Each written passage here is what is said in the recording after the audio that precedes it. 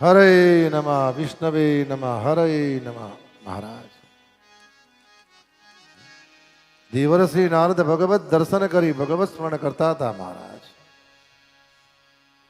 એટલી જ વારમાં ભક્તિ મહારાણી પોતાના બંને બાળકોને લઈને પ્રયાણ કરતા કરતા આવ્યા છે.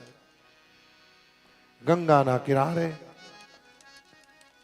દેવર્ષિ નારદ અને સંત કુમારોને વંદન કર્યા અને હળવે રહીને પૂછ્યું કે પ્રભુ મારી એક વિનંતી છે, મને આજ્ઞા આપો, હું બિરાજું ક્યાં? અને ભાગવતજીની કથા કહે છે સાહેબ કે તમે તો કથામાં આવો છો, રવિવારે તમારા દીકરા દીકરીને પણ લાવો. કોઈક વાર ભગવદ અનુગ્રહથી જો ભગવદ કૃપા થશે તો મનુષ્ય જન્મ સફળ થઈ જાય છે. ભક્તિ મહારાણીએ પૂછ્યું પ્રભુ હું બેસું ક્યાં?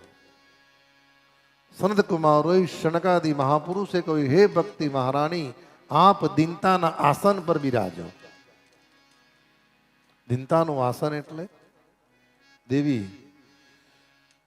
જેની આંખ ભગવાનના દર્શન કરતી હોય, જેના કાન ભગવદ કથા શ્રવણ કરતા હોય, જેની જીભ ભગવાનનું સ્મરણ કરતી હોય, જેનું ઉદર પ્રભુ પ્રસાદ આરોગતું હોય, જેના બંને કરકમળ બંને હાથ ભગવત સેવા કરતા હોય, જેના પદ જેના પગ ભગવાનની કથા સુધી અને ભગવાનના મંદિર સુધી દર્શન માટે જતા હોય તો હે ભક્તિ મહારાણી એવા પરમ વૈષ્ણવના હૃદયમાં જઈને બિરાજો. ભક્તિ મહારાણીએ કર્યું. દેવર્ષિ નારદે કહ્યું કે પ્રભુ શ્રીમદ ભાગવતની કથા શ્રવણ કરવાથી શું ફાયદો થાય? અને સનત કુમારો બોલ્યા ભાગ્યોદયન બહુ જન્મન ચર્ચિતેન સત્સંગમં ચ લભતે પુરુષો યદાવે અજ્ઞાન હેતુ કૃત મોહ મદાંધકારનાશમ વિધાય હિ તદોદયતે વિવેકઃ. ભાગ્યોદયેન બહુ જન્મન ચર્ચિતે.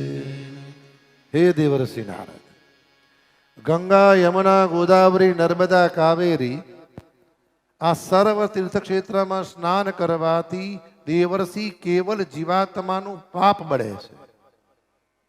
પણ ભગવાનની શ્રીમદ ભાગવતની કથા એવી છે કે પાપ તો બળે છે પણ પાપની સાથે સાથે વ્યક્તિનું કર્મ પણ બળે છે.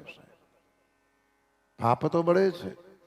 ભાગ્યોદયન બહુ જન્મન ચર્ચિતેન.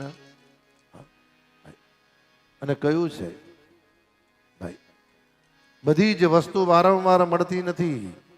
સકલ પદાર્થ હૈ જગ માહી ભાગ્ય વિના નર પાવત નાહી. સકલ પદાર્થ હૈ જગ માહી ભાગ્ય વિના નર પાવત નાહી.